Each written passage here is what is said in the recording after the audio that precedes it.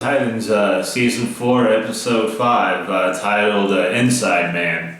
Gotta say it was a pretty good episode. It was a nice little continuation of the previous episode, Super Mart, of how like they were still at Star Labs, how eventually the snake that Connor puked up came back out of the toilet a lot bigger than before and started wreaking havoc in the hallways. You also had Rachel with Sebastian keeping a watch on them, talking with them while they're in the safety room together. Meanwhile, you also have Gar keeping an eye on the blood moon because, like he said in the previous episode, he's keeping track of the lunar cycles. So that was just a really good continuation of what we saw previously, and just how it just was handled really well in this episode. I also like how in this episode they were all, like the whole team was together in the same area for the most part, but not every Titan interacted with every single other Titan in the episode. So they were still in the same location, just not in the same room or same area, whatever you want to say. I think Connor, Dick, and Corey were probably like the only characters. Or I think Connor and Dick, honestly, were probably the only characters that actually like legitimately interacted with all the other members of the Titans, not just a select few. I also liked how in this episode you had Jinx and Gar kind of hit it off as like a nice little joking friendship. I like how this continued the sense that Beast Boy kind of gets along with most new members of the Titans as a whole. That kind of seems to be a recurring trait that he has. I think the only character he ever had like a rocky relationship with was Rose Wilson.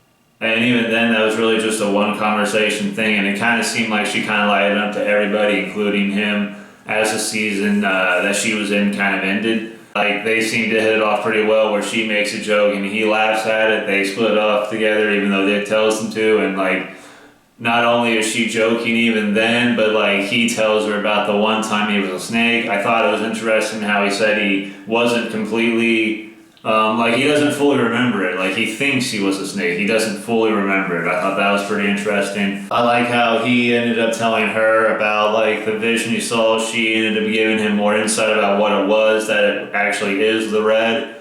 I do find it interesting how this makes it that the two people he did tell were just so happen to be the two female characters he gets along with the most and has a more connected bond with the most than anybody else. Do you think he would have at least told Dick Grayson or Corey or even Connor? I don't know, maybe not Connor at the moment, but you think he would have told somebody else other than just these two characters. But I guess because they also are the magic related characters, I guess that also makes sense. But so far, he's told to the Titans so far, so that's interesting. But no, I like how that continued their friendship. I like how it kind of showed I guess, lack of a better term, connection between Jinx and Beast Boy. I like how it kind of reminded me of their counterparts in their comic books, of how they're both just joking characters, especially Beast Boy, how he's the jokester of the Titans. So him laughing at her joke and then joking around when they're in the search party, that just felt natural to me. I thought it was interesting how Elko Diner made another appearance in this episode, as well as Coriander's, I guess, mentor or teacher or whomever. I also thought it was kind of surprising how she was trying to kill Sebastian at the last moment, let alone if you actually like time it pretty well. I think it's only like maybe 6 seconds, definitely not even 10 seconds apart from when she leaves saying the decision is Corey's, and then Mother Man comes up and tries to get Sebastian again, and he goes willingly.